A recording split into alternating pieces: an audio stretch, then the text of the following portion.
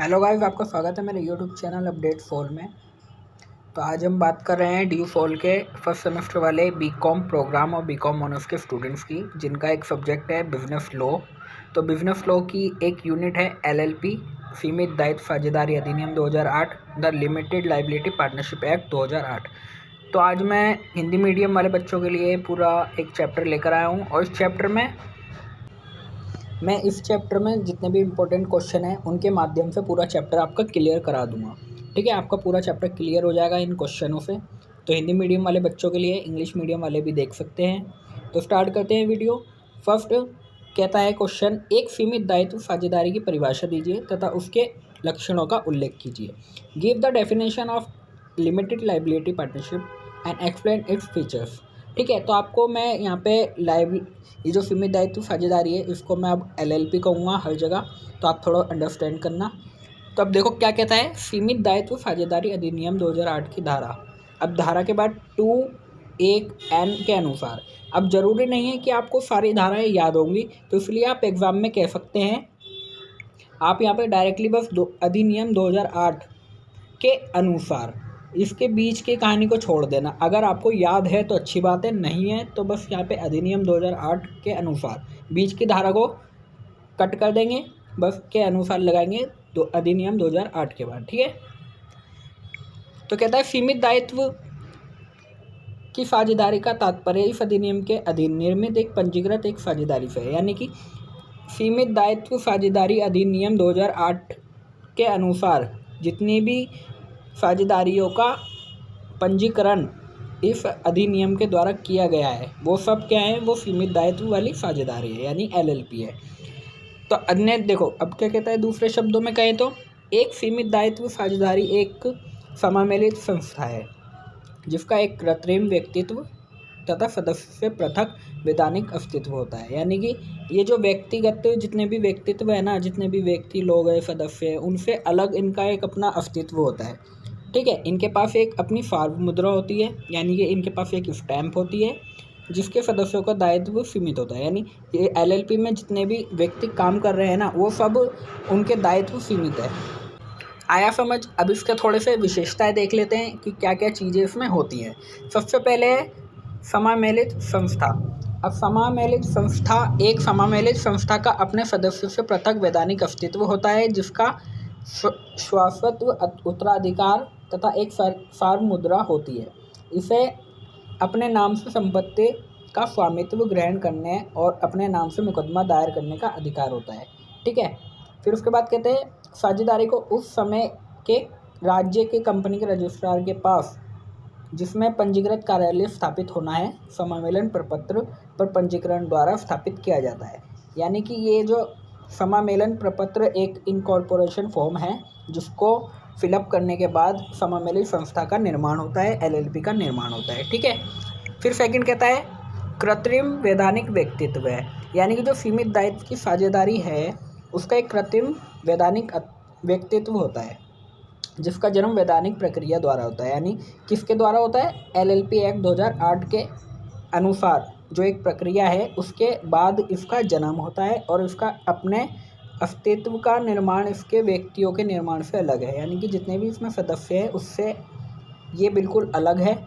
इसका अस्तित्व भौतिक ना होकर केवल वैधानिक होता है, यानी क्योंकि ये जितना भी कार्य है ये सब गवर्नमेंट के अधीन है, गवर्नमेंट की प्रोसेस के अधीन में है। ठीक है, तो इसका भौतिक नहीं, इसका केवल वैधानिक अस्तित्व होता है।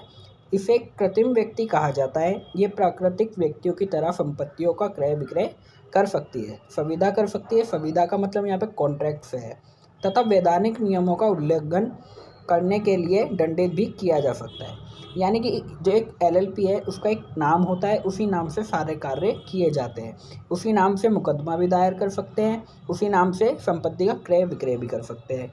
ठीक है, अगर एलएलपी कोई मतलब कह सकते हैं उल्लंघन करती है तो उसी कंपनी के नाम पर मुकदमा होगा, और दंडित यानी कि जितना भी फाइन लगेगा वो भी उसी के नाम पे लगेगा। आगे क्या कहता है, परंतु व्यक्तिगत संविदा जैसे विवाह, तलाक आदि नहीं कर सकती, क्योंकि ये जो है ये भौतिक कॉन्ट्रैक्ट है। जैसे विवाह, तलाक आदि ये तो एक कंपनी नहीं कर सकती, कंपनी के सदस्यों के लिए हो सकता है पर कंपनी के लिए नहीं है। फिर थर्ड कहता है पृथक वैधानिक अस्तित्व। एक सीमित दायित्व साझेदारी एक विधिक व्यक्ति है। पृथक वैधानिक अस्तित्व का यहाँ पे मतलब जो उसमें व्यक्ति हैं उनसे उसका अस्तित्व अलग होता है, यानी LLP के सदस्यों से कंपनी का वैधानिक अस्तित्व हमेशा अलग रहता है और स्वतंत्र होता है। इसे संपत्तियों का स्वामित्व ग्रहण करने तथा हस्तांतरण यानी कि एक्सचेंज करने का अधिकार होता है। कोई भी साझेदार उसके अस्तित्व के दौरान या उसके समापन पर उसकी संपत्ति में अपने स्वामित्व का दावा नहीं कर सकता, यानी जितनी भी संपत्ति होगी वो LLP के अंडर में होगी, ना कि LLP के सदस्यों के अंडर में। ठीक है। फिर फोर्थ कहता है शाश्वत अस्तित्व। एक समामेलित कंपनी की तरह एक सीमित दायित्व साझेदारी का भी एक चिरस्थायी अस्तित्व होता है, जिसका जीवन एक या सभी साझेदारों की मृत्यु, दिवालियापन एवं सेवानिवृत्ति पर निर्भर नहीं होता है। यानी कि शाश्वत अस्तित्व का मतलब है जो हमेशा चलता रहे। इसका अस्तित्व किसी LLP के सदस्य के आने न जाने पर, मृत्यु होने पर, उसके पागलपन होने पर नहीं निर्भर करता है। यानी कि जो LLP है उसका अस्तित्व हमेशा चलता ही रहता है। वो किसी सदस्य के कारण अस्तित्व उसका डूबता नहीं है, वो हमेशा चलता रहता है। अगर समझो LLP का कोई सदस्य मर जाए तो वो तो मर गया, पर यहाँ पे आप अपनी साझेदारी कंपनी जो है आप बंद थोड़ी कर दोगे, उसकी जगह किसी और मेंबर को लेकर आओगे। तो मतलब इसका कहने का मतलब है इसका हमेशा अस्तित्व चलता रहता है, सदस्य के कारण कोई भी अस्तित्व में परेशानी नहीं आती।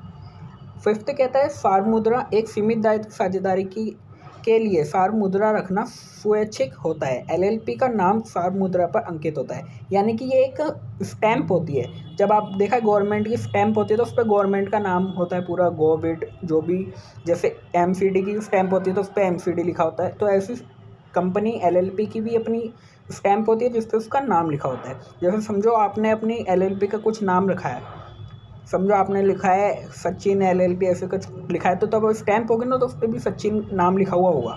ठीक है ना, ऐसे होगी LLP में। सीमित दायित्व का मतलब यहाँ पे जो एक सीमित दायित्व साझेदारी का प्रत्येक साझेदार उसके व्यवसाय के उद्देश्य LLP का एक एजेंट होगा, लेकिन वह अन्य साझेदारों का एजेंट नहीं होगा। यानी कि एक मेंबर है वो एजेंट है कंपनी का, बट लेकिन वो कंपनी का एजेंट है, ना कि कंपनी के और सदस्यों का एजेंट है।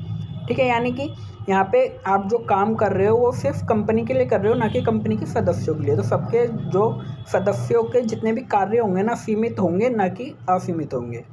ठीक है। यहाँ पे आपको ये क्वेश्चन एकदम एक्सप्लेन हो गया। अगर ना हो तो मेरे को कमेंट करना, मैं आपको नोट्स प्रोवाइड करूँगा मेरे व्हाट्सअप नंबर में दे दूँगा अपने डिस्क्रिप्शन में, और व्हाट्सअप ग्रुप का भी लिंक मैं डिस्क्रिप्शन में डाल दूँगा। अब सेकंड क्वेश्चन कहता है सीमित दायित्व साझेदारी तथा परंपरागत साझेदारी में अंतर कीजिए। गाइस ये सब वो क्वेश्चन है जो आपके एग्जाम में हमेशा आते हैं, और कोई ना कोई क्वेश्चन आपको एग्जाम में मिलेगा, और ये वो क्वेश्चन है जिससे आपका पूरा चैप्टर क्लियर हो जाएगा। अब कहता है सीमित दायित्व साझेदारी तथा परंपरागत साझेदारी में अंतर करना है। तो अंतर करने के लिए एग्जाम में बहुत आता है 15-15 नंबर के लिए। तो सबसे पहले है रेगुलेशन एक्ट। सीमित दायित्व LLP का विनियमन सीमित दायित्व साझेदारी अधिनियम 2000 के द्वारा होता है। जो सबसे आसान लाइन है, ये तो याद करने की भी ज़रूरत नहीं है आपको।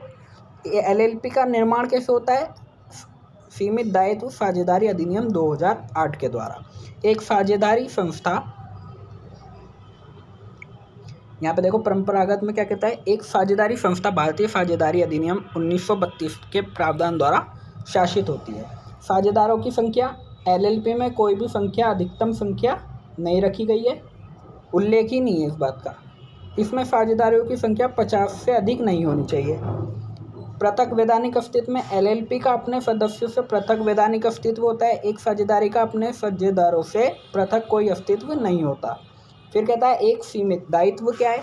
एक सीमित दायित्व LLP फर्म की दशा में प्रत्येक साझेदार का सीमित दायित्व होता है, जो कि उसके सहमत अंशदान तक ही सीमित होता है। यानी जितना उसने कंट्रीब्यूट किया है उतना ही उसको कार्य करना है।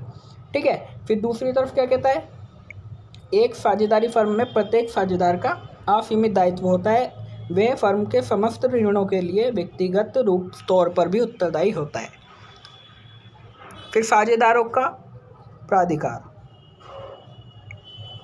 LLP के साझेदारों में एक साझेदार अन्य साझेदारों का एजेंट नहीं होता, उनके बीच कोई भी पारस्परिक एजेंसी नहीं होती। परंपरागत साझेदारी का प्रत्येक साझेदार अन्य साझेदारों का एजेंट होता है।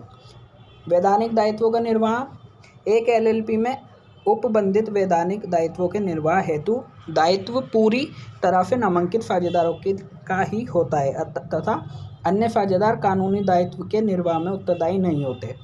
दूसरी तरफ साझेदारी में प्रत्येक साझेदार कानूनी औपचारिकताओं का निर्वाह करने के लिए उत्तरदायी है। लेखा परीक्षण, देखो अब इधर धारा आ गई। अब ये धारा आपको याद करनी पड़ेगी, अगर नहीं याद होती है तो आप थोड़ा सा 2008 के अनुसार ऐसे भी लिख सकते हैं कि सीमित दायित्व साझेदारी जिसकी वार्षिक कुल बिक्री का धनराशि 40 लाख से अधिक नहीं है या पूंजी योगदान 25 लाख से अधिक नहीं है, वो को अपने खातों का लेखा परीक्षण कराने का आवश्यकता नहीं है। यानी कि उसका टर्नओवर की बात चल रही है। अब समझो उसकी वार्षिक बिक्री यानी कि उसकी पर ईयर 40 लाख से अधिक नहीं है, यानी 40 लाख है, 40 लाख से ज़्यादा नहीं है, और उसका पूंजी का योगदान 25 लाख से अधिक नहीं है, तो उसे कोई भी अपनी बैलेंस शीट, अकाउंट्स वगैरह बिल्कुल भी उसको कोई ज़रूरत नहीं किसी को शो करने की या बनाने की। पर बनाएगा तो अपने लिए ना हो, पर किसी को शो नहीं कर सकता, उसको उसकी ज़रूरत नहीं है। एक साझेदारी फर्म में यदि वार्षिक कुल बिक्री की धनराशि 1 करोड़ से अधिक नहीं है तो उसको अपने लेखा परीक्षण ऑडिट कराना अनिवार्य नहीं है। ठीक है। पंजीकरण, एलएलपी का पंजीकरण कराना अनिवार्य है।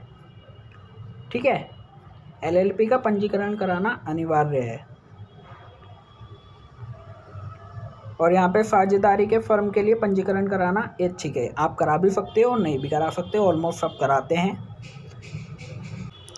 लेखा विवरण आदि की फाइलिंग, जितना भी आपका अकाउंट्स वगैरह है, बैलेंस शीट है, आपके टैक्स है, सब कुछ प्रत्येक एलएलपी के लिए निर्धारित समय के भीतर लेखों तथा शोधन क्षमता का विवरण एवं वार्षिक विवरणी कंपनी के रजिस्ट्रार के पास जमा करानी आवश्यक है।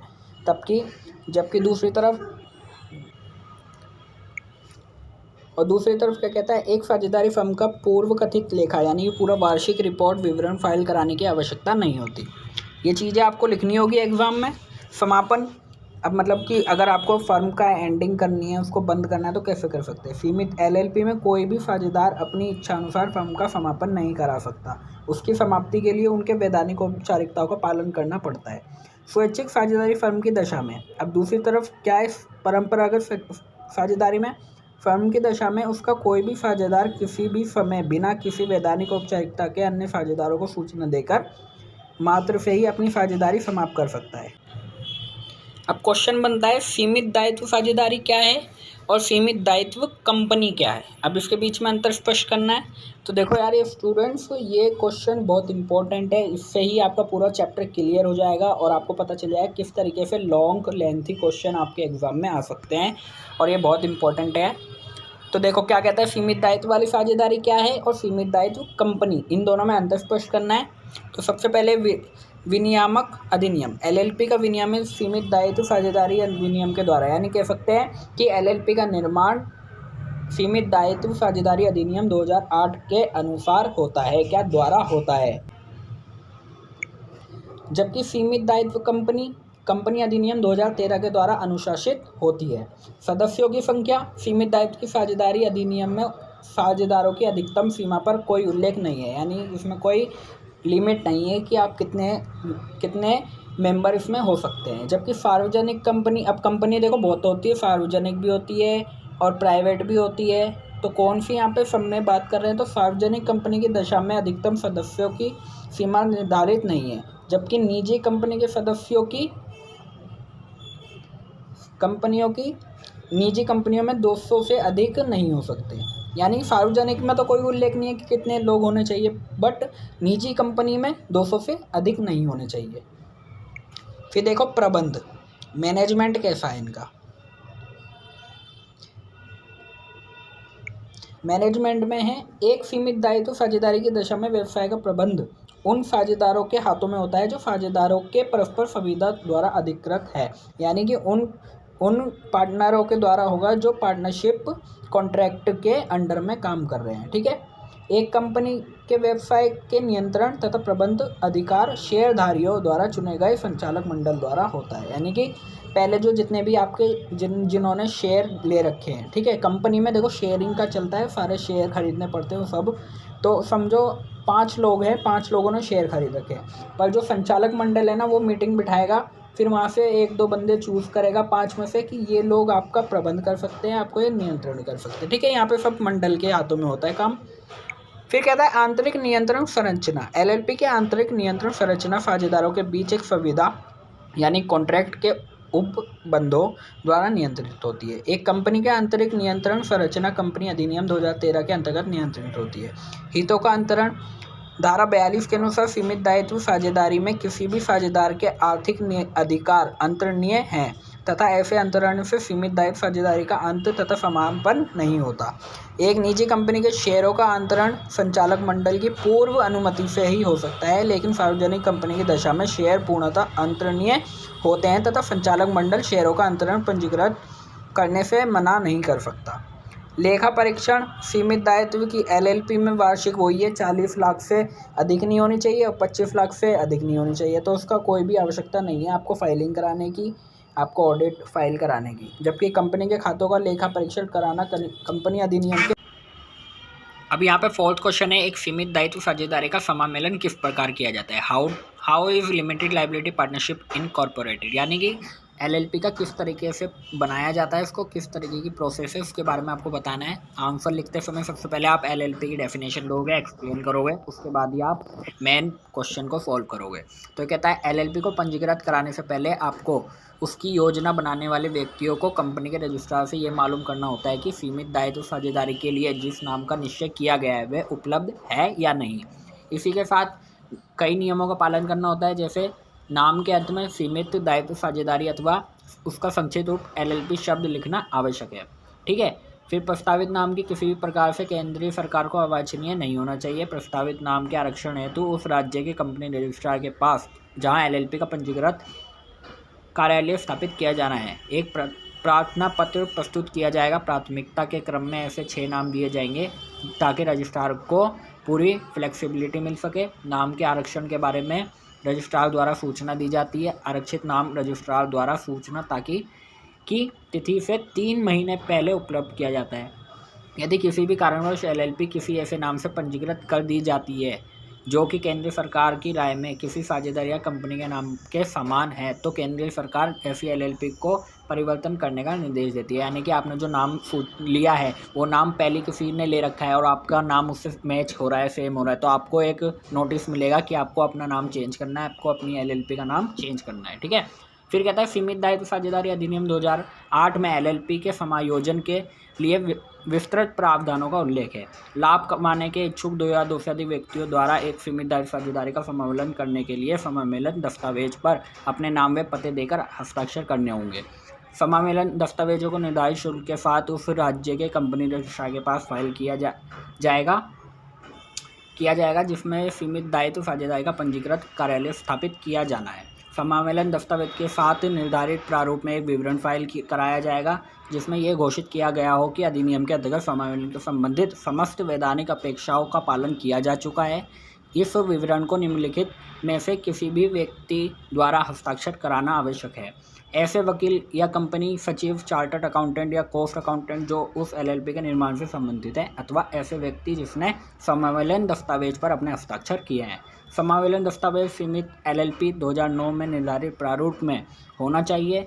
इसमें निम्न विषयों के संबंधित सूचना उल्लेख होनी चाहिए, यानी आपको एलएलपी का नाम, एलएलपी के प्रस्तावित व्यवसाय के बारे में बताना होगा, ठीक है, के विवरण बताने होगा। सीमित दायित्व साझेदारी का पंजीकृत कार्यालय का पता देना होगा। ऐसे प्रत्येक व्यक्ति का नाम जो समामेलन के बाद एलएलपी के साझेदार होंगे, ऐसे व्यक्तियों के नाम तथा पते जो समामेलन के बाद एलएलपी के नामांकित साझेदार होंगे। प्रस्तावित एलएलपी में संबंध में ऐसी अन्य सूचना जो निर्धारित की जा सकती है। ठीक है। देखो यार, थोड़ा सा शोर है, वो शोर मैं बंद नहीं कर सकता। अगर मैं बंद करने बैठा वेट करूँगा तो आपकी वीडियो कंप्लीट नहीं होगी, इसलिए शोर हो रहा है, होने दो, आप मेरी वॉइस पे ध्यान देना। ठीक है। पंजीकरण समामेलन दस्तावेज तथा अन्य प्रपत्र प्राप्त करने के बाद कंपनी रजिस्ट्रार इस प्रलेखों को बारीकी से जांच पड़ताल करता है। यदि वे इस बात से संतुष्ट हो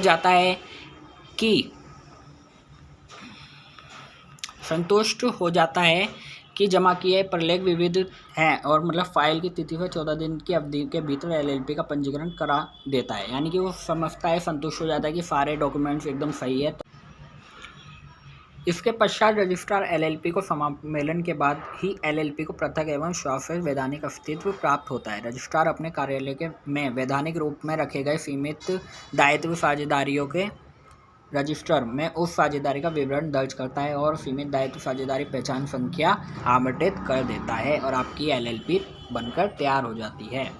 फिर 5th क्वेश्चन कहता है समामेलन प्रमाण पत्र की वैधता, यानी कि समामेलन प्रमाण पत्र की वैधता के विषय में किसी भी कारणवश कोई विवाद नहीं उठाया जा सकता। इस कथन को आलोचनात्मक व्याख्या कीजिए। ये बहुत इंपॉर्टेंट है, ऐसे क्वेश्चन आपके एग्जाम में आ सकते हैं।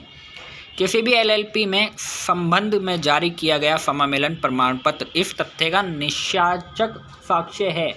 ये ऐसा डॉक्यूमेंट है, ऐसा प्रूफ है कि सीमित दायित्व साझेदारी समामेलन प्रमाण पत्र में निर्दिष्ट नाम द्वारा विधिवत पंजीकृत है, यानी कि उसमें सारे डॉक्यूमेंट्स है, जितने भी रूल्स एंड रेगुलेशन होते हैं वो सब फॉलो किए गए हैं, तब जाके ये प्रमाण पत्र आपको मिला है। जब एक बार समामेलन प्रमाण पत्र जारी कर दिया जाता है तो बाद में सम्मेलन से पहले की गई किसी भी कार्रवाई को अनियमितता के बारे में ना तो कोई जांच पड़ताल की जा सकती है और ना ही किसी भी कारणवश कोई विवाद उठाया जा सकता है। रजिस्ट्रार को भी ये अधिकार नहीं है कि वे उसका खंडन कर सके और ये निरस्त कर सके। इसके उपबंध में के लिए ये तर्क है कि जब एक बार दुनिया के समक्ष सीमित दायित्व साझेदारी को व्यापार संबंधी संविदा करने के लिए योग्य घोषित कर दिया जाता है तो किसी भी व्यक्ति को उसके पंजीकरण के संबंध में प्रश्न उठाने का कोई अधिकार नहीं होता। ये उल्लेखनीय है कि यदि कोई अवैधानिक उद्देश्य वाली सीमित दायित्व साझेदारी पंजीकृत कर दी गई है तो समामेलन प्रमाण पत्र के निर्गमन से अवैधानिक उद्देश्य वैध नहीं बन जाते, परंतु समामेलन के प्रमाण पत्र एलएलपी के अस्तित्व का निश्चाचक प्रमाण बना रहता है और उसके विधिक अस्तित्व के प्रमाण पत्र को रद्द करके समाप्त नहीं किया जा सकता। इसके लिए अधिनियम के उन उपबंधों की सहायता ली जानी चाहिए जिसके अनुसार उसका समापन किया जा सकता है। ठीक है, ये सब इम्पोर्टेंट क्वेश्चन है और इसी से ही आपका, अगर आप ये पूरी वीडियो देख लोगे और उसके बाद अपनी बुक उठाओगे तो आपको दोबारा पढ़ने की ज़रूरत नहीं है। समझो, यहाँ ये पूरी वीडियो देखने के बाद अपनी बुक उठाओगे तो वह बुक आपका रिवीजन करा रही होगी और कुछ नहीं। एलएलपी के पंजीकरण अथवा समामेलन का क्या प्रभाव होता है? एलएलपी का पंजीकरण अथवा समामेलन का क्या प्रभाव होता है, तो इसके बारे में बताना है। समामेलन प्रमाण पत्र प्राप्त करने के बाद सीमित दायित्व साझेदारी एक समामेलित संस्था बन जाती है जिसका अपने सदस्यों से पृथक एवं भिन्न वैधानिक अस्तित्व होता है तथा जिसका शाश्वत उत्तराधिकार होता है। पंजीकृत के परिणाम स्वरूप समामेलन प्रमाण पत्र में दी गई समामेलन पंजीकरण की तिथि से एलएलपी अपने पंजीकरण नाम में निम्न शक्तियों का प्रयोग करने में समर्थ होगी, जैसे कि मुकदमा दायर करना तथा इस पर मुकदमा दायर किया जाना है, चल अचल मूर्त अमूर्त संपत्ति की अभिप्राप्ति, स्वामित्व पाना, धारण करना तथा विकास करना, संपत्ति को बेचना, सार मुद्रा रखना यदि ये ऐसा करना चाहे तथा ऐसी अन्य गतिविधियां तथा कार्य करना जो निगमित संस्थाएं कानून कर सकती है। ये छोटे छोटे क्वेश्चन हैं, ये आपके 5-5 नंबर में भी आ सकते हैं। यानी समझो, अगर एक क्वेश्चन आपको 3 पॉइंट में आ गया कि इसको डिफाइन करो, इसको डिफाइन करो, इसको डिफाइन करो, तो ये 5-5 में आ सकता है। अब क्वेश्चन 7 देखते हैं। एक राज्य से दूसरे राज्य में पंजीकृत कार्यालय के परिवर्तन को प्रभावी बनाने के लिए अपनाई जाने वाली प्रक्रिया का वर्णन करें। ये बहुत इंपॉर्टेंट है, पिछली बार भी क्वेश्चन आया था कि एक राज्य से दूसरे राज्य में पंजीकृत कार्यालय के परिवर्तन को कैसे किया जाता है, वो चीज़ आपको बतानी है। Explain the procedure of change of registered office of LLP from one state to another. तो सीमित दायित्व साझेदारी एक स्थान से दूसरे स्थान पर अपना पंजीकृत कार्यालय परिवर्तित कर सकती है। सीमित दायित्व साझेदारी नियमावली 2009 के नियम 17 के अनुसार पंजीकृत कार्यालय के स्थान परिवर्तन करने के लिए निम्नलिखित प्रक्रियाओं का पालन करना होता है। पहला, सीमित दायित्व साझेदारी करार में दिए गए तरीकों का पालन किया जाना चाहिए। यदि एलएलपी करार में ऐसी किसी प्रक्रिया का प्रावधान नहीं है तो सभी साझेदारों की सहमति अपेक्षित होगी, परंतु यदि पंजीकृत कार्यालय का परिवर्तन एक राज्य से दूसरे राज्य में करना है तो आरक्षित लेनदारों की सहमति भी अपेक्षित होगी। एक राज्य से दूसरे राज्य में पंजीकृत कार्यालय के परिवर्तन की दशा में सीमित दायित्व साझेदारी रजिस्ट्रार के पास फॉर्म नंबर 15 में परिवर्तन की सूचना को फाइल करने के लिए कम से कम 21 दिन के पूर्व एक दैनिक समाचार में समाचार पत्र में अंग्रेजी और स्थानीय भाषा के सार्वजनिक सूचना का प्रकाशन कराएगी। देखो ये चीज़ें आपको रटनी पड़ेगी, समझने का कोई सिस्टम नहीं है, ये आपको याद करनी पड़ेंगी लाइनें। फिर थर्ड है, यदि एक ही राज्य के भीतर पंजीकृत कार्यालय के स्थान का परिवर्तन एक रजिस्ट्रार के अधिकार क्षेत्र से दूसरे रजिस्ट्रार के अधिकतर अधिकार क्षेत्र में या एक राज्य से दूसरे राज्य में होता है तो LLP फॉर्म नंबर 15 में परिवर्तन की सूचना विद्वान रजिस्ट्रार के पास फाइल कराएगी। यह सूचना उस रजिस्ट्रार के पास भी फाइल करनी होगी जिसके अधिकार क्षेत्र में पंजीकृत कार्यालय को स्थानांतरित करने का प्रस्ताव है। फोर्थ है, पंजीकृत कार्यालय के स्थान पर परिवर्तन की सूचना रजिस्ट्रार के पास निर्धारित फाइलिंग शुल्क के साथ पूर्व कथित प्रक्रियागत अपेक्षाओं के अनुपालन की तिथि के 30 दिन के भीतर फॉर्म नंबर 15 में फाइल कराई जाएगी तथा परिवर्तन फाइलिंग की तिथि से ही प्रभावी होगा। फॉर्म नंबर 15 पर एक नामांकित साझेदार द्वारा हस्ताक्षर किए जाने चाहिए तथा कंपनी सचिव या चार्टर्ड अकाउंटेंट द्वारा उसे प्रमाणित किया जाना चाहिए। ठीक है, अब आपका क्वेश्चन 8 क्या कहता है, एक सीमित दायित्व साझेदारी में कौन साझेदार हो सकता है और एक साझेदार बनने की योग्यता अयोग्यता का भी वर्णन कीजिए। एक व्यक्ति सीमित दायित्व साझेदारी में साझेदार किस प्रकार बन सकता है, वर्णन कीजिए। देखो एक ही क्वेश्चन में 3 क्वेश्चन पूछ लिए, तो अगर आप ये टोटल 15 नंबर के लिए क्वेश्चन बनता है तो सबसे पहले आपको बताना है कि एक सीमित दायित्व में कौन साझेदार हो सकता है और अयोग्य साझेदार कैसे होते हैं उनके बारे में आपको बताना है, और एक व्यक्ति सीमित दायित्व साझेदारी में साझेदार किस प्रकार बन सकता है वर्णन करना है। ठीक है, एक सीमित दायित्व साझेदारी में निम्नलिखित साझेदार हो सकते हैं, कोई व्यक्ति, एक भारतीय कंपनी, कोई अन्य सीमित दायित्व साझेदारी, एक विदेशी सीमित दायित्व साझेदारी तथा एक विदेशी कंपनी। ये सब वो हैं जो एक सीमित दायित्व की साझेदारी में साझेदार बन सकता है। ठीक है, फिर क्या कहता है सीमित दायित्व, देखो यहाँ पे बस इनने 5 पॉइंट बता दिए बट लेकिन आप पाँचों को एक्सप्लेन कर सकते हो अगर आपको क्वेश्चन आंसर अपना लेंथी करना है। फिर कहता है सीमित दायित्व साझेदारी का साझेदार बनने के लिए किसी ऐसे व्यक्ति को योग्य नहीं माना जाता। किस व्यक्ति को अयोग्य माना जाएगा वो भी देख लो। जिसे किसी न्यायालय द्वारा विकृत मस्तिष्क का घोषित किया गया हो, यानी पागलपन हो, उसको दिमाग से कमज़ोर हो, उसको अयोग्य घोषित किया हुआ है। जो दायित्व मुक्त दिवालिया ना हो, जिसने दिवालिया घोषित किए जाने पर आवेदन दे रखा हो। ऐसे व्यक्ति जिसने LLP के समामेलन के समय समामेलन प्रपत्र पर अपने नाम की अभिधा यानी सब्सक्राइब्ड ली है, वह LLP में साझेदार बन सकते हैं। समामेलन के तत्पश्चात एक नया साझेदार LLP प्रपत्र में आवश्यक शर्तों को पूरा करके प्रवेश कर सकता है। नामांकित साझेदार का क्या अर्थ है? नामांकित साझेदार को नियुक्ति तथा नियुक्ति हेतु पात्रता शर्तों के संबंध में सीमित दायित्व साझेदारी अधिनियम 2008 के प्रावधानों का वर्णन कीजिए। सबसे पहले नामांकित साझेदार क्या होता है? प्रत्येक सीमित दायित्व साझेदारी में कम से कम 2 नामांकित साझेदार होने चाहिए जो व्यक्ति हो, तथा उनमें से कम एक भारत का निवासी होना चाहिए। एक ऐसी LLP की दशा में जिसमें सभी साझेदार निगमित संस्थाएं हैं या जिसमें एक या अधिक साझेदार व्यक्ति तथा निगमित संस्थाएं। कम से कम 2 व्यक्ति जो ऐसी साझेदारी के साझेदार हैं जो एक ऐसी निगमित संस्था के नामांकित व्यक्ति हैं, नामांकित साझेदार के रूप में काम करेंगे। भारत के निवासी से तात्पर्य ऐसे व्यक्ति से है जो पूर्ववर्ती 1 वर्ष के दौरान कम से कम 182 दिन के लिए भारत में रहा हो। नियुक्ति, नामांकित साझेदारों का समामेलन प्रपत्र में नामित किया जा सकता है। ऐसे व्यक्तियों को समामेलन के पश्चात नामांकित साझेदार कहा जाएगा। नामांकित साझेदार को नामांकित साझेदार के रूप में कार्य करने की अपनी पूर्व सहमति लिखित में देनी होगी। ऐसी नियुक्ति के 30 दिन के भीतर रजिस्ट्रार को नामांकित साझेदार के बारे में निर्धारित प्रारूप और तरीके से सूचित करना होगा। प्रत्येक नामांकित साझेदार का एक नामांकित साझेदार पहचान संख्या प्राप्त करनी होती है। ये जो आपकी नामांकित साझेदार पहचान की संख्या है, एक पहचान संख्या है जो केंद्रीय सरकार एक सीमित दायित्व साझेदारी के नामांकित साझेदार के रूप में नियुक्त होने के लिए इच्छुक किसी व्यक्ति को उसकी पहचान के लिए आवंटित करती है। ठीक है, फिर कहता है कंपनी कारोबार मंत्रालय ने दिनांक 8 जुलाई 2011 को अधिसूचना के माध्यम से अधिनियम 2013 के अंतर्गत संचालक पहचान संख्या और सीमित दायित्व साझेदारी अधिनियम 2008 के अंतर्गत निर्गमित नामांकित साझेदार पहचान संख्या को एकत्रित कर दिया है। नामांकित साझेदार की नियुक्ति हेतु पात्रता शर्तें। अब शर्तें क्या हैं वो देख लीजिए।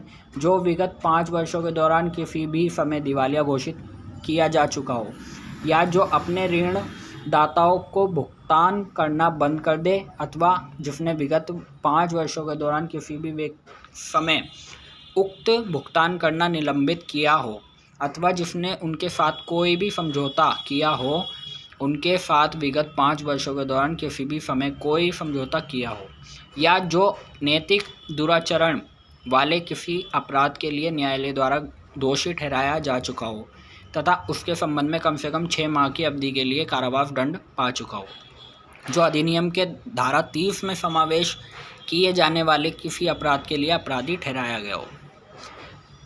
क्वेश्चन 10 कहता है नामांकित साझेदारों के दायित्वों का उल्लेख कीजिए। जितने भी नामांकित साझेदार हैं उनके क्या दायित्व है उसके बारे में बताना है। जब तक अधिनियम में ये स्पष्ट इसके विपरीत कुछ नहीं दिया हो, एक नामांकित साझेदारी दायी होता है। उन सभी कार्यों, विषयों तथा चीज़ों को करने के लिए जो सीमित दायित्व साझेदारी अधिनियम द्वारा LLP करार प्रावधानों के अनुसरण में किए जाने अपेक्षित है। इसमें अधिनियम के प्रावधानों में निर्देश किसी प्रपत्र, रिटर्न विवरण, रिपोर्ट आदि की फाइलिंग में सम्मिलित है तथा अधिनियम के किन्हीं उपबंधों तथा LLP करार किन्हीं उल्लंघनों के सीमित दायित्व साझेदारी पर लगाए जाने वाले सभी दंडों के लिए दायी है। नामांकित साझेदार नियामक तथा वैधानिक अनुशीलनों के लिए जवाबदेह एक अनुपालन अधिकारी होता है और धारा 9 के अनुसार LLP में किन्हीं कारणों से उत्पन्न होने वाले रिक्त स्थान 30 दिन के भीतर नामांकित साझेदार की नियुक्ति करनी आवश्यक है।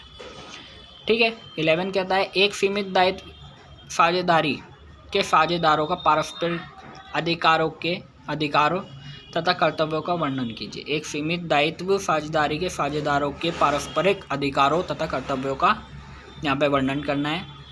तो कहता है सीमित दायित्व साझेदारी के साझेदारों के पारस्परिक अधिकारों और कर्तव्यों से संबंधित विषयों में संबंध ऐसे विषयों पर किसी करार के न होने की दशा में लागू होने वाले उपबंध अनुसूची 1 में दिए गए हैं। इनके अनुसार LLP के सभी साझेदार ऐसी साझेदारी की पूंजी, लाभ तथा हानि के समान रूप में हिस्सा बांटने के अधिकारी होंगे। LLP प्रत्येक साझेदार की उसके द्वारा निम्न संबंध में किए गए भुगतानों तथा व्यक्तिगत दायित्वों के संबंध में क्षतिपूर्ति करेगी। LLP के व्यवसाय के सामान्य और समुचित संचालन में या LLP में संपत्ति या व्यवसाय के परिरक्षण के लिए अनिवार्यता किए गए किसी कार्य में या कार्य के बारे में प्रत्येक साझेदार LLP के संचालन में उसके कपट द्वारा उत्पन्न हुई हानि के लिए LLP की क्षतिपूर्ति करेगा। प्रत्येक साझेदार LLP के प्रबंध में भाग ले सकेगा। 5th है किसी भी साझेदार को LLP में व्यवसाय या प्रबंध के कार्य करने के लिए पारिश्रमिक पाने का अधिकार नहीं होगा। 6th है सभी विद्वान साझेदारों की सहमति के बिना किसी भी व्यक्ति को साझेदार के रूप में शामिल नहीं किया जाएगा। 7th है LLP के संबंध में कोई भी विषय साझेदारों के बहुमत द्वारा पारित संकल्प द्वारा निर्धारित किया जाएगा तथा इसके उद्देश्यार्थ प्रत्येक साझेदार का एक मत होगा, परंतु सभी साझेदारों की सहमति के बिना सीमित दायित्व साझेदारों के व्यवसाय की प्रकृति पर कोई परिवर्तन नहीं किया जाएगा। 8th है प्रत्येक LLP यह सुनिश्चित करेगी उनके द्वारा लिए गए निर्णयों के 30 दिनों के भीतर कार्यव्रत पुस्तक में लिखा जाए तथा कार्यव्रत पुस्तक LLP में पंजीकृत कार्यालय में रखी जाए। फिर कहता है प्रत्येक साझेदार किसी भी साझेदार को या उसके वैध प्रतिनिधि को सहमति दायित्व साझेदारी को प्रभावित करने वाली सभी बातों को पूर्ण सूचना तथा सही लेखे प्रस्तुत करेगा। यदि कोई साझेदार LLP के सहमति के बिना उसी प्रकृति का कोई व्यवसाय चलाता है तो LLP के साथ प्रतिस्पर्धा कर रहा होता है तो उसको उस व्यवसाय में कमाए गए सभी लाभों को LLP को चुकाना होगा। प्रत्येक साझेदार LLP की सहमति के बिना LLP के संबंधित किसी लेन देन या LLP की किसी संपत्ति, नाम या किसी व्यवसाय के संपर्क से उसके द्वारा अर्जित किसी लाभ के लिए सीमित दायित्व साझेदारी को हिसाब देने के लिए दायी होगा। साझेदारों को बहुमत द्वारा किसी साझेदार को निष्कासित नहीं किया जा सकता जब तक ऐसा करने की शक्ति साझेदारों के बीच स्पष्ट करार द्वारा प्रदान ना की गई हो। ये सब उनके दायित्व थे। अब क्वेश्चन 12 क्या कहता है, कपट की दशा में LLP को क्या दायित्व है। यदि कोई मेंबर कपट करता है तो एलएलपी को क्या क्या दायित्व हैं, क्या क्या वो कर सकता है, तो इसका विवरण देना है। यदि किसी एलएलपी या उसके किसी साझेदार का कोई कार्य साझेदारी के लेन देन या अन्य व्यक्ति को धोखा देने के इरादे से या किसी कपटपूर्ण उद्देश्य से किया जाता है तो एलएलपी तथा ऐसे साझेदारों का दायित्व जिन्होंने लेनदारों को धोखा देने के इरादे से या किसी कपटपूर्ण उद्देश्य के लिए काम किया था, साझेदारी के सभी ऋणों या अन्य दायित्वों के लिए असीमित होगा। परंतु यदि ऐसा कोई कार्य किसी साझेदार द्वारा किया जाता है तो सीमित दायित्व साझेदारी भी उसी मात्र तक दायी होगी जितनी की साझेदार, जब तक एलएलपी द्वारा ये सिद्ध नहीं कर दिया जाता कि ऐसा कार्य उसकी जानकारी या प्राधिकार के बिना किया गया था। जहां कोई व्यवसाय एलएलपी के लेनदारों या अन्य किसी व्यक्ति को धोखा देने के इरादे से चलाया जाता है तो प्रत्येक व्यक्ति जो जानबूझकर कपट पूर्ण गतिविधि का पक्षकार था तो 2 वर्ष तक कारावास का दंडनीय होगा तथा उस पर कम से कम 50,000 जुर्माना किया जा सकता है और जुर्माने की राशि बढ़कर 5 लाख तक हो सकती है। क्वेश्चन 13 कहता है सीमित दायित्व साझेदारियों के लिए कर संबंधित प्रावधानों का वर्णन कीजिए। What is the tax treatment being provide for एलएलपीज। एक सीमित दायित्व साझेदारी कर योजना आयकर अधिनियम 1961 के प्रावधानों द्वारा नियंत्रित होती है। कर प्रावधानों के अंतर्गत एक सीमित दायित्व साझेदारी को इसमें करारोपण योजना दे रखी है। आप इसको थोड़ा सा समझना क्योंकि बहुत लॉन्ग हो जाएगा। वैकल्पिक न्यूनतम कर दे रखा है, इसके स्क्रीनशॉट ले लेना। फिर कहता है एक साझेदारी फर्म को सीमित दायित्व साझेदारी में परिवर्तित करने की प्रक्रिया का वर्णन करें। यह बहुत इम्पोर्टेंट है। ये क्वेश्चन 2 तरीके से आता है। पहला आता है कि साझेदारी फर्म को सीमित दायित्व की साझेदारी में और सीमित दायित्व साझेदारी को एक असीमित साझेदारी या प्राइवेट में किस तरीके से परिवर्तित करते हैं। ये क्वेश्चन बहुत इंपॉर्टेंट है। तो अब क्वेश्चन का आंसर देख लेते हैं। एक साझेदारी फर्म को एलएलपी में परिवर्तन करने के लिए कंपनी रजिस्ट्रार के पास पंजीकरण कराना अनिवार्य होता है। फर्म को सीमित दायित्व साझेदारी में परिवर्तन कराने से पूर्व परिवर्तन कराने के इच्छुक व्यक्तियों के निम्न कदम उठाने होंगे। पहला, नामांकित साझेदारों के बारे में निर्णय लेना होगा। नामांकित साझेदारों की पहचान संख्या प्राप्त करना होगा। नामांकित साझेदारों के डिजिटल हस्ताक्षर प्राप्त करने, क्योंकि सभी आवेदनों के तथा प्रपत्रों को इलेक्ट्रॉनिक रूप में फाइल करना होता है। कंपनी रजिस्ट्रार से मालूम करना है कि एलएलपी नाम, जो एलएलपी का नाम है जिसमें फर्म को परिवर्तित किया जाना है, वो उपलब्ध है या नहीं। 5th है एलएलपी करार तथा समामेलन प्रपत्र को ड्राफ्ट कराना तथा प्रिंट कराना। उपरोक्त कदम उठाने के बाद उस राज्य के कंपनी रजिस्ट्रार के पास जिसमें प्रस्तावित सीमित दायित्व साझेदारी का पंजीकृत कार्यालय स्थापित होना है, फॉर्म नंबर 17 में फर्म के सीमित दायित्व साझेदारी में परिवर्तन हेतु ऑनलाइन आवेदन किया जाएगा। ये चीज़ आपको याद करनी होगी, समझने की कम है और याद करने की चीज़ है ये। फिर यहाँ पे थोड़ा सा गाइस थोड़ा ब्लर है पर मैं आपको बताऊंगा। फिर आवेदन पत्र के साथ निम्नलिखित प्रपत्र लगाए जाएंगे। निम्नलिखित विवरणों का समावेश करते हुए निर्धारित प्रारूप के उसके सभी साझेदारों द्वारा एक विवरण तथा फर्म का नाम, रजिस्ट्रीकरण संख्या यदि लागू हो। बी, वह तिथि जब फर्म को भारतीय साझेदारी अधिनियम 1932 के अंतर्गत या किसी अन्य विधान के अंतर्गत यदि लागू हो रजिस्ट्रीकृत किया गया था।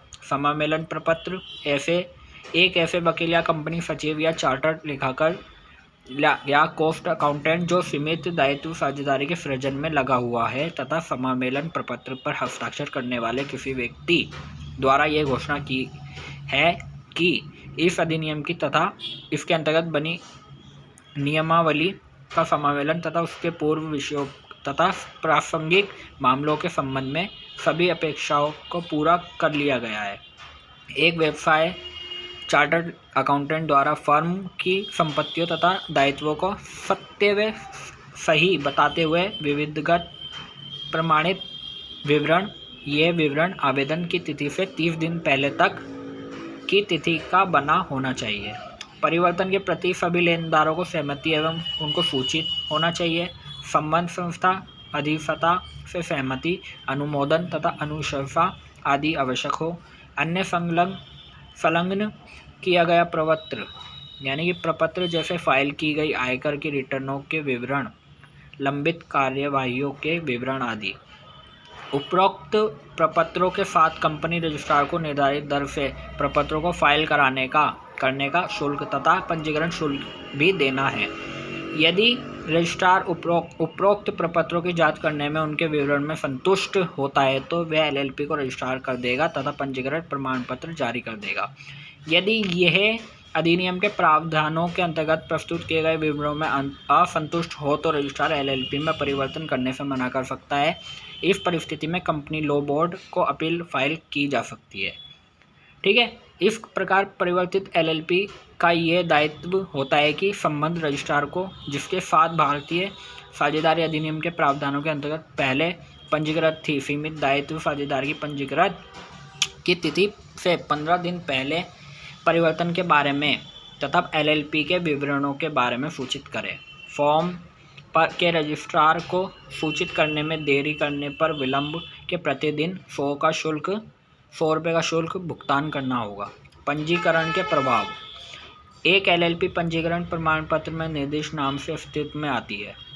फर्म में निहित सभी मूर्त संपत्ति अथवा अमूर्त संपत्तियां और फर्म से संबंधित सभी संपत्तियां, हित अधिकार, विशेष अधिकार, दायित्व, देयता तथा फर्म का संपूर्ण उपक्रम किसी भी आश्वासन, कर्तव्य, विलेख के बिना सीमित दायित्व साझेदारी को अंतरित हो जाएंगे और उसमें निहित होंगे तथा फर्म विघटित समझी जाएगी यदि फर्म भारतीय साझेदारी अधिनियम 1932 के अंतर्गत पंजीकृत है तथा उसका नाम फर्मों से रजिस्ट्रार द्वारा रखे गए फर्मों के रजिस्ट्रार से हटा दिया जाएगा।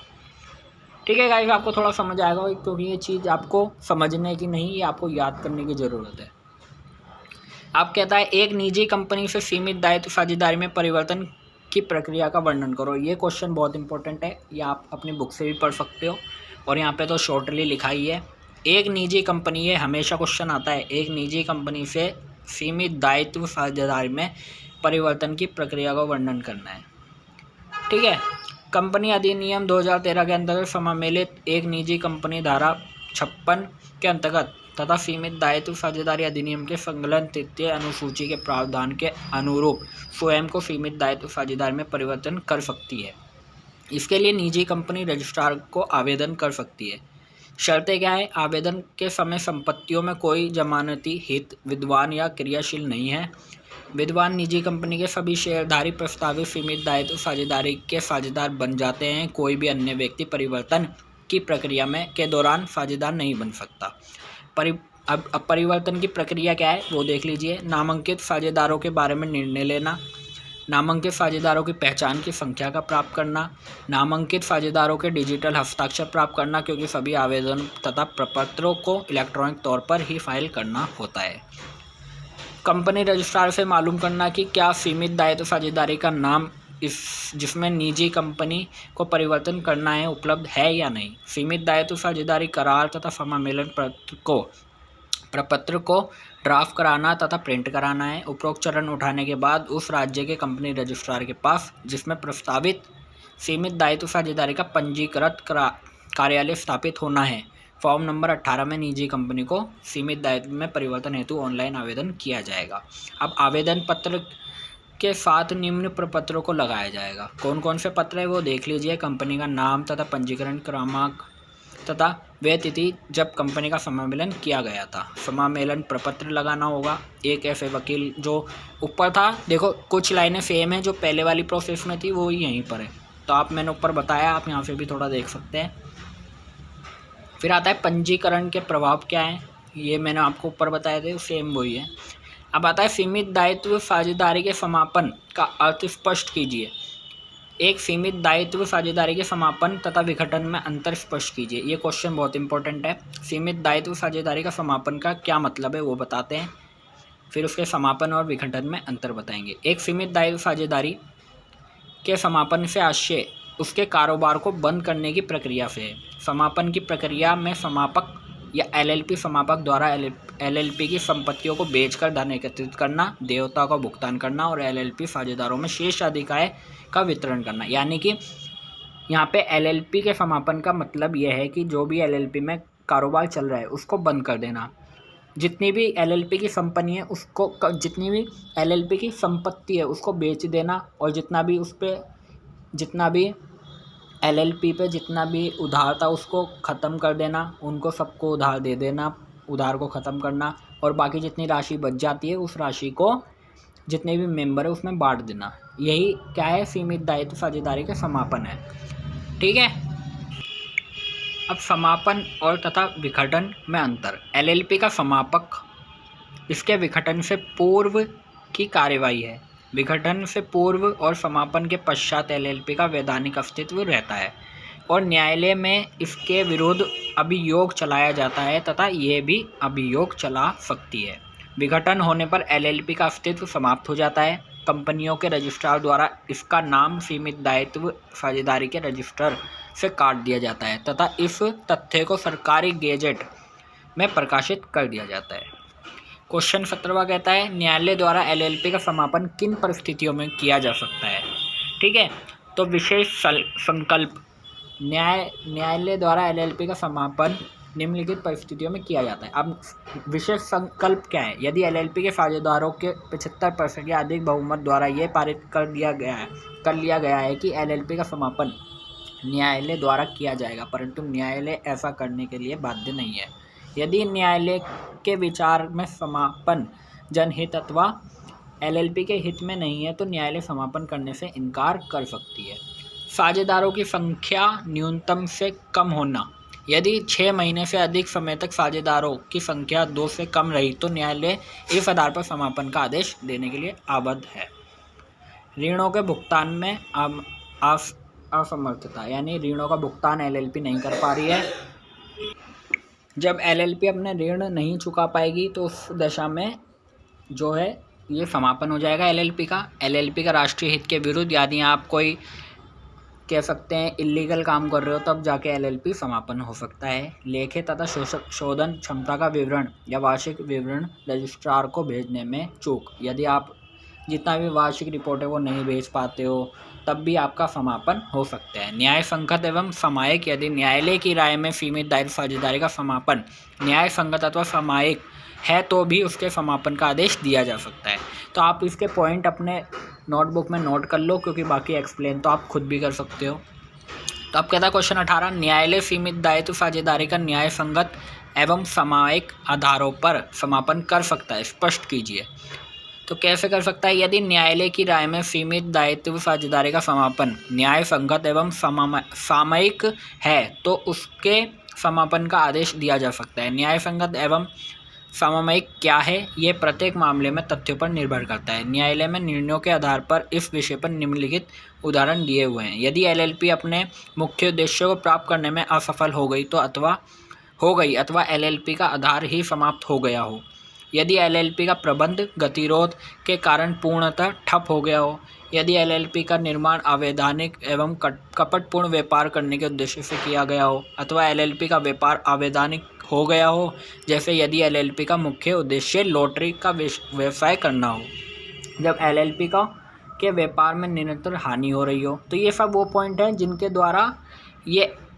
द्वारा न्यायालय सीमित दायित्व साझेदारी को न्याय संगत एवं सामयिक आधारों पर, ये वही आधार है जिनके द्वारा समापन किया जा सकता है। ठीक है।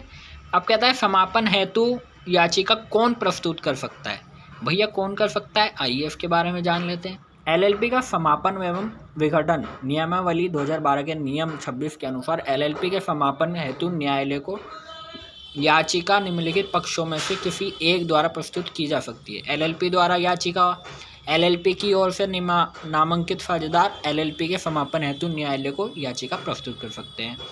किसी साझेदार अथवा साझेदारों द्वारा याचिका, किसी साझेदार अथवा साझेदारों एलएलपी के समापन हेतु न्यायालय को याचिका प्रस्तुत की जा सकती है, भले ही उन्होंने अपने पूरे अंशदान का भुगतान कर दिया हो या एलएलपी के पास कोई संपत्ति ना हो। लेनदारों द्वारा याचिका, किसी एक या अधिक लेनदारों द्वारा इस आधार पर कि एलएलपी अपने ऋणों का भुगतान करने में असमर्थ है तो समापन की याचिका प्रस्तुत की जा सकती है। रजिस्ट्रार द्वारा याचिका, केंद्र सरकार की पूर्वानुमित यानी कि पूर्व अनुमति से कंपनियों का रजिस्ट्रार भी निम्नलिखित आधारों पर समापन की याचिका प्रस्तुत कर सकता है। जब 6 महीने से अधिक अवधि के लिए एलएलपी के साझेदारों की संख्या 2 से कम रही हो। जब एलएलपी के लेखे संशोधन रिपोर्ट वार्षिक रिपोर्ट 43 दिन के अंतर्गत नियुक्त की गई निरीक्षक रिपोर्ट से ये प्रतीत होता है कि एलएलपी अपने ऋणों का भुगतान करने में असमर्थ है। जब एलएलपी रजिस्ट्रार को लेखों तथा शोधन क्षमता का विवरण या वार्षिक विवरणीय का निरंतर 5 वर्ष तक फाइल करने में त्रुटि की करती हो। जब न्यायालय का ये मत हो कि एलएलपी का समापन करना उचित व न्याय संगत है। केंद्रीय सरकार द्वारा निर्देशाधीन याचिका, केंद्र सरकार भी याचिका दे सकती है। एलएलपी तब कोई कार्य भारत के अधीन ना हो, कोई मतलब कह सकते हो उल्टा सीधा काम कर रहे हो, तब केंद्र सरकार भी दे सकती है याचिका। समापक कौन होता है, उसके कर्तव्यों का विवेचना कीजिए। समापक वह व्यक्ति है जो न्यायालय को कंपनी के कारोबार को बंद करने की कार्रवाई को पूरा करने में सहायता करता है। वह कंपनी की संपत्तियों को बेचकर धन प्राप्त करता है, उसे लेनदारों तथा एलएलपी के साझेदारों में न्यायोचित ढंग से बांटने का कार्य करता है। समापक को अपने कर्तव्यों का पालन करना पड़ता है। उसे अपने कर्तव्यों का पालन करने में ईमानदारी एवं निष्पक्षता से कार्य करना चाहिए, क्योंकि उसके और साझेदारों तथा लेनदारों के बीच विश्वास आश्रित संबंध होते हैं। अब यहाँ पे समापक के कर्तव्य हैं। समापक का कार्यवाहियों को संचालित करना, समापन की जितनी भी कार्यवाही होंगी उनको संचालित करेगा। कंपनी के कार्यकलाप का विवरण प्राप्त करने के पश्चात न्यायालय को रिपोर्ट प्रस्तुत करेगा। एलएलपी की संपत्ति की अभिरक्षा, समापक को एलएलपी की सारी संपत्ति, पुस्तकें, दस्तावेज अपनी अभिरक्षा या नियंत्रण में लेने चाहिए। लेनदारों या साझेदारों के संकल्पों या निरीक्षण समिति के निर्देशों को ध्यान में रखना, चालू समापन की सूचना देना, ये सब कार्य हैं समापक के। एलएलपी के स्वैच्छिक समापन के क्या परिणाम होते हैं? धारा 404 के अनुसार एक एलएलपी किसी भी समय बिना कोई कारण बताए एक विशेष संकल्प पारित करके स्वैच्छिक समापन का निश्चय कर सकती है, परंतु जहां एलएलपी के लेनदार होते हैं तो उनकी सहमति भी लेना अनिवार्य होता है। स्वैच्छिक समापन के परिणाम क्या है? स्वैच्छिक समापन उस तिथि से प्रारंभ हुआ माना जाता है जिस दिन से उसके संबंध में संकल्प पारित किया जाता है। स्वैच्छिक समापन के प्रारंभ होते ही एलएलपी को अपना कारोबार बंद कर देना अनिवार्य है, केवल उस परिस्थिति को छोड़कर जिसमें लाभप्रद समापन करने के लिए ऐसे कारोबार को चलाना अपेक्षित हो। संपत्तियों को बेचकर प्राप्त धन से लेनदारों को भुगतान करना हेतु एलएलपी की सारी संपत्ति एलएलपी के समापक की अभिरक्षा व नियंत्रण में आ जाती है। एलएलपी के स्वैच्छिक समापन हेतु पारित संकल्प को एलएलपी के समस्त कर्मचारियों को नौकरी से हटाने की सूचना समझा जाता है, केवल उस स्थिति को छोड़कर जिसमें लाभप्रद समापन के लिए एलएलपी के कारोबार कुछ समय तक चालू रखना अपेक्षित हो। एलएलपी समापक की नियुक्ति पर नामांकित साझेदारों की शक्तियां समाप्त हो जाती हैं। समापन संकल्प सभी लेनदारों तथा साझेदारों के पक्ष क्रियान्वित होगा। सीमित दायित्व साझेदारी के लेनदार एलएलपी के विरुद्ध कोई दावा नहीं कर सकते और चालू मुकदमों को जारी नहीं रख सकते। लेनदारों को अपने दावे समापक के समक्ष साबित करने पड़ते हैं। समापन के प्रारंभ होने के पश्चात साझेदार के अंशदान का ऐसा कोई अंतरण या सीमित दायित्व साझेदारी के साझेदारों की स्थिति में किया गया ऐसा कोई परिवर्तन जो समापक की अनुमति से ना किया गया हो वो शून्य होगा। अब क्वेश्चन 22 का कहता है वार्षिक विवरणीय पर टिप्पणी कीजिए। Right the brief note on annual return. प्रत्येक एलएलपी को अपने वित्तीय वर्ष की समाप्ति के 60 दिनों के भीतर कंपनी रजिस्ट्रार के पास एक विधिवत अधिकृत वार्षिक विवरणीय को फाइल कराना होता है। अब विवरणी का प्रारूप तथा विषय वस्तु। वार्षिक विवरणी में एलएलपी रूल 2009 के फॉर्म नंबर 11 में दिए गए निर्देशित प्रारूप में उस रूप में जैसा वह उस दिन से है निर्दिष्ट विवरण दिया जाना चाहिए। ये निम्नलिखित सूचनाओं को समावेश करती है। ये कुछ इसकी एलएलपी का नाम तथा पंजीकृत कार्यालय का पता, एलएलपी की मुख्य व्यवसाय गतिविधियां, नामांकित साझेदारों के ये DPIN मैंने ऊपर बताया था, वहाँ से नोट कर लेना। साबित नामांकित साझेदारों का विवरण, साझेदारों के रूप में व्यक्तियों की संख्या तथा साझेदारों के रूप में निगमित संस्थाओं की संख्या। अंशदान करने का प्रत्येक साझेदार का दायित्व तथा प्राप्त अंशदान सीमित दायित्व साझेदारी पर या नामांकित साझेदार पर या नामांकित साझेदारों के अतिरिक्त अन्य साझेदारों पर जुर्माने के विवरण यदि कोई हो। अपराधों के समझौतों पर विवरण। क्या LLP की लेखा परीक्षा अनिवार्य है? ये थोड़ा सा ब्लर हो रहा है गाइस, तो मैं इसको नहीं बताऊंगा। अगर आपको समझ आ रहा हो तो आप प्लीज़ वीडियो स्टॉप करके पढ़ लेना। अग्रदूत पर टिप्पणी कीजिए। अग्रदूत शब्द से अभिप्राय ऐसे व्यक्ति से है जो सत्ता में, ये थोड़ा सा गाइस, सत्ता में बैठे लोगों को या आम जनता को सूचित करता है कि वे कंपनी या फर्म जिसके लिए वे कार्य कर रहे हैं कुछ गलत या गैरकानूनी कार्य कर रही है। ठीक है, क्वेश्चन आपको दिख रहे हैं, ये क्वेश्चन इंपॉर्टेंट है, आप इसको नोट कर लेना और गूगल करके आप इसको आंसर इसके निकाल सकते हैं। LLP एक्ट 2008 के अंतर्गत बताएगी कि एक साझेदार किस प्रकार अपनी साझेदारी समाप्त कर सकता है। साझेदारी हित की समाप्ति का क्या प्रभाव होता है? साझेदारी हित की समाप्ति के प्रभाव यहाँ पे देखो, कब कब समाप्ति कर सकता है, ये वो चीज़ें लिखी है। अन्य साझेदारों, यहाँ लिखा है अन्य साझेदारों के साथ हुए करार के अनुसार या इस संबंध में अन्य साझेदारों के साथ किसी करार के ना होने पर साझेदारों के रूप में त्यागपत्र देने के अपने आशय का अन्य साझेदारों को कम से कम 30 दिन का नोटिस देकर किसी व्यक्ति की निम्न परिस्थितियों में अपनी इच्छा ना होते हुए भी सीमित दायित्व साझेदारी समाप्त हो जाती है। उसकी मृत्यु होने पर या सीमित दायित्व साझेदारी का समापन न्यायालय द्वारा उसके अस्वस्थ मस्तिष्क वाला घोषित किए जाने पर, यदि उसने दिवालिया घोषित किए जाने पर आवेदन दिया हुआ है, यदि उसके दिवालिया घोषित कर दिया गया हो। साझेदारी हित की समाप्ति का प्रभाव क्या होगा, ये आप देख सकते हैं। यदि कोई व्यक्ति की एक सीमित दायित्व साझेदारी का साझेदार नहीं रहता है तो भी वह सीमित दायित्व साझेदारी की गतिविधियों के लिए दायी बना रहता है जब तक LLP के साथ व्यवहार कर रहे व्यक्ति को इस तथ्य की जानकारी ना हो कि भूतपूर्व साझेदार अब LLP का साझेदार नहीं रहा। LLP में साझेदारी हित की समाप्ति भूतपूर्व साझेदार को एक सीमित दायित्व साझेदारी के प्रति या अन्य साझेदारों के प्रति या किसी अन्य व्यक्ति के प्रति ऐसे दायित्वों से मुक्त नहीं करती जो उसके साझेदार रहते हुए उत्पन्न हुए थे। ठीक है, ये कुछ उसके प्रभाव है जो आपको यहाँ पे देख लेना। LLP की शोधन क्षमता की घोषणा पर संक्षिप्त टिप्पणी लिखिए। ये ज़्यादा आपके लिए इम्पोर्टेंट नहीं है, अगर आपको लगता है इम्पोर्टेंट है तो आप कर सकते हो, वैसे इम्पोर्टेंट नहीं है ये क्वेश्चन। तो यहाँ पे आपका चैप्टर ख़त्म हो गया है। नेक्स्ट चैप्टर है द इंफॉर्मेशन टेक्नोलॉजी एक्ट 2000। अगर आप चाहते हैं इस पर मैं वीडियो बनाऊं और आपको ये वीडियो अच्छी लगे तो कमेंट करना, और नेक्स्ट चैप्टर किस पे बनाऊं वो भी आप कमेंट करके बता देना। अगर वीडियो अच्छी लगे तो लाइक करना, शेयर करना, कमेंट करना और सब्सक्राइब करना अपडेट फॉल को, ऐसे ही छोटे मोटे अपडेट्स के।